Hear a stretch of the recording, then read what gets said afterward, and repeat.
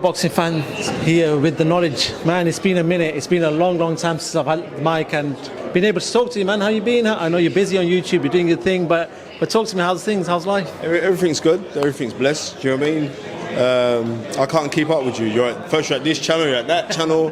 You know what I mean? You change working for channels like I changed my brief. I'm freelance, man. I'm freelance. But yeah, big love to pro boxing fans. Big love to pro boxing fans. Let's talk about why you're here. Big fight. Claressa Shields, Savannah Marshall, also the core main in Michaela Mayer and Alicia Baumgartner. But let's talk about the main event first. Claressa Shields, Savannah Marshall. Just talk to me about it. They've had to sort of make weight, then go down and sort of fill up and then make the weight again. Do you reckon that'll play on Saturday night? No. It's a fight. And I've said on many times, until I hear people re-quoting what I'm saying because they didn't know this before this, but this is actually the closest thing that we have to female boxing, to Sugar Ray Leonard, Tommy Hearns, September 16th, 1981. All right? I'm telling you this now. This is that fight because you have one fight that's tall, gangly, can punch, can pop, can also box. In Savannah Marshall, you have one who's puts in the fast combination, puts a little bit flash, who's got that little bit of sizzle behind what she's doing in Claressa Shields. And all we got to do is just sit down and watch this whole thing marinate and look forward to seeing how this thing goes. Talk to me about the night. Two different sort of styles of boxing. We've got Savannah Marshall, who's a boxer, moves on her feet quite a bit. We've got Claressa Shields, who sometimes does like to trade, does sometimes, but obviously got the pedigree, got the titles, got everything going about her. On Saturday night, what happens? I would say, yes, Simon. How you doing? I'm good, how are you? I'm really good. Come over here, Simon. Come over here, hurry up. Come over here. You know what I mean? This man, Simon Pinto, is the realest of the reals. A very honest man. He's looked after loads of business for me in the past. And anytime I need a hookup, anything football related, this is the lawyer. For Ben Shalom and everyone. Right, who does the more, he's my guy. I love this guy, man. Ah, you're too kind. Lovely to see you. Man. Take it easy. Right. I'm saying how this fight pans out. It's I've got Claressa Shields coming through some stormy weather early on, and then coming out victorious. I would say on points, or maybe a late stoppage, because I think it's levels. I'm not knocking anything that Savannah Marshall has done. Savannah Marshall is absolutely fantastic, but I have to be real. There's levels in this thing, and all you got to do is look at the pedigree of opponents that Claressa Shields has been in and her accomplishments, right? She's accomplished. She's the more accomplished. So if she's the more accomplished, as long as she's mentally focusing on it, then I got her winning this fight. Interesting. We saw Michaela Mayer, Alicia Baumgartner, another fiery press conference. They don't like each other. We can see the emotions are very visible. But how do they sort of deal with pushing the emotions aside when they're in that ring and listen to the game plan in the corner? Listen to me. I'm going to be real on this one. Maya's going to win this fight. Maya's going to beat Baumgartner. Why? Because for a tall person, this is what you usually get. Tall people usually can't fight up close, right? If you look at Maya can let her hands go in the pocket, which is very rare for a tall fighter. She can fight on the inside. She throws good little short hooks downstairs and right hands, and also she's the busier of the two. So because she's the busier of the two, don't get twisted.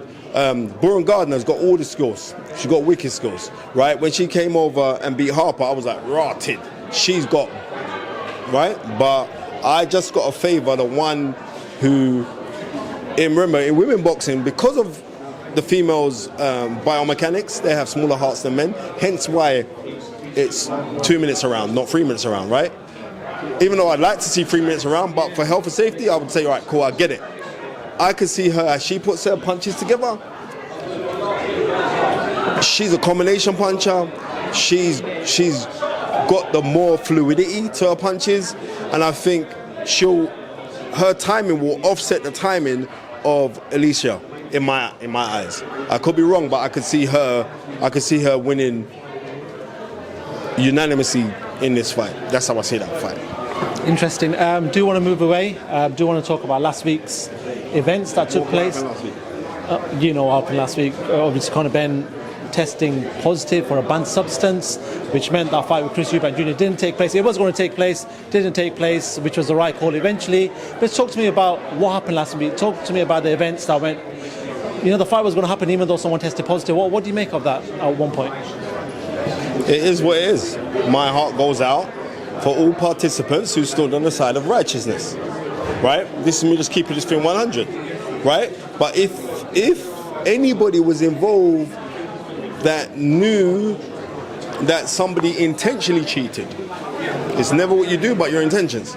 If you intentionally cheated, then the book should be thrown at you. I just find it very difficult to sit down and think that Conor Benn, who I've known since he come over here when he was 17, 18, that he would intentionally cheat. But if he has, then the book should be thrown at him. How do you unintentionally cheat then? How does that happen? Because you don't know what's being given to you. If you're around a doctor that could say, all right then, you take this, you take that. You know what I mean? Chris Van Herden, right, he said to me on The Fight Is Right with me and Tundi, he said, like, when you finish training, you're knackered, and your nutritionist says, drink this. You don't business, you trust this man. Emphatically, you're just going to drink. Oh, this woman, you're going to drink it. You know what I mean? Oh, take this vitamin stab. You're going to take it because you don't know what's being injected inside your body. So off of that, maybe. But what I am saying is this: if you have willfully cheated, then the book should be thrown at you. Period. No ifs or buts. And I mean, like, and that should be for anyone. I stand on that. You know what I mean? And obviously, if something happens where it's one of your pals that a scream up comes on, you're meant to defend them, right? Eddie Hearn's meant to turn around and say the things that he's saying because that is not only his client, but I believe that's his friend as well. You know what I mean? Nigel Benn's meant to say anything. Not only is his friend, that's his son, right? But what I am, look, what happened when the scream up on Dylan White? I was the first to bat for Dylan, right? To my own demise. But you know what? Take all of that, strip all of that away. If you're guilty of that atrocity, then the book should be thrown at you. I'm just really sitting there saying, I hope, I pray that that's not the case. When you say stuff like that, there was a doctor who sort of worked with Conor Benn and worked with Tyson Fury. His name's Dr. Usman Sajjad or Sajjad, and he spoke about how the whole system works, how you can get away. We're taking certain things that can pass in your system 24 hours, 3 days. I'm sure you've seen the clip. I've seen the clip. What did you make of that? Because now this clip's been taken up. No, what I make of that, that's absolutely disgusting. And that man, John David Jackson in the house, what should happen is that man should be pulled into and held accountable for his comments. That's disgusting. That's disgusting. I want people to know, I've been in this game a long time. I know professional fighters now, ex-professional fighters now, who are walking on their heels. Do you understand that? Yeah. What is the matter with my brain? Right, I know people that are walking on their heels right now. I know fighters right now who walk in a room and don't know the reason why they're walking into the room. Right? So and that's which I believe they've been up against clean athletes. So you're going against someone who's not clean. No, I don't agree with that. I think that man should be pulled in. Simple as that. I'm going to ask you 2 quick questions. I know you were about to leave, so I don't want to take too much of your time. Tyson Fury, Derek Chisora 3 seems to be the plan in place for December 3rd. Give me your thoughts on that. A lot of mixed reactions online. It is going to be mixed reactions, but Tyson Fury's fights are an event. I would rather see Derek Chisora in there than Manuel Charr. All right? At least we know Derek Chisora. At least we know what we're going to get with Derek Chisora. We're going to get a couple tables thrown. We may get him spitting water in someone's face. Do you know what I mean? We may get him threatening to shoot someone. Derek Chisora. But what I do know is this, as much as everybody's not giving him a chance, and quite rightly so, right? Tyson Fury is supremely talented. One thing I do know is that Derek Chisora is going to come to win. And I like the fact that he's back with Don Charles as well. And I've got props all of them. Listen, every now and then these things happen, yeah? That you're seeing a guy at the tail end of his career in boxing history and you give your mate a payday, right? We saw it against Joe Lewis when he fought Henry John Lewis, and he gave him, you know what, you're tail end of your career, but I'm going to give you a payday. And that's what he's doing. I'm going to say props to that, because one thing I do know is that Derek Chisora is going to come to win. Talking about the heavyweights, on Saturday night we see the return of Deontay Wilder back in the ring. Toughish fight against somebody like Rob Helenius.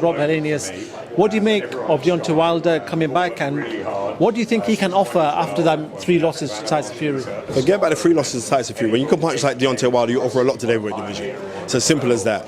He's exciting, you know what I mean? He's articulate in being inarticulate on certain things when he says, but we appreciate Deontay Wilder. And I'm saying I like Deontay Wilder because he's raw. He never tries to be something that he's not. He just be himself. You know what I mean? And I wish him all the best. I've seen him being victorious in this fight as well. He's going to come out victorious. But I am looking forward to seeing the result of that. But the major thing is this. Devin Haney, the dream, is literally the dream. No. Devin Haney is literally the dream. Big up everything that Bill Haney, his father, has put together for his son. You know what I mean? Who is a supreme athlete, who is a dedicated athlete, who lives this, and he's going to come out gloriously victorious with his rematch against Kambosos. He's going to deal with Kambosos. Maybe in late stoppage in this fight, in the second fight. Just a final one for myself. Javante Tank Davis on Twitter said done. Put a cryptic message. Ryan Garcia said the same thing. Put a couple of eyes there. If that deal is done and that fight is in place, how does that fight play out for you? Javante Davis will knock out Ryan Garcia. And it would knock him out in 7 rounds. All right? What? You wait a minute. You're getting dropped by Luke Campbell, and then you're going to go in with like one of the pound-for-pound hardest punches in the world today. You will get knocked out in 7 rounds. Trust me. And my boys in Southport as well. Trust me. That little menace there, right, will knock him spark out. Spence Soul, it's a pleasure talking to yourself. I do appreciate your time. I don't get to see your events no more. You don't come no more. You don't show us no love no more. You're gonna see me a little bit more. I've been busy. I'm head of Meta Visionaries for the sports department, so I'm doing my bits. Big up Eric Guy. So I'm gonna do my bits, and I'll just keep on going on and doing my thing, man. Big up the fighters, right? As well. Right, yeah, you have to big up the fighters, right? Right. Is that Hassi Ratman Jr. in the background there? That's Hassi Ratman Jr. in the background there. Assalamu alaikum, bro. You good, yeah? Right. So yeah, we're just doing our thing, and we're just gonna keep on doing our thing, man. Wicked. Spencer Fearon, it's a pleasure, man. Thank you very much, to us. Thank you. Peace, man.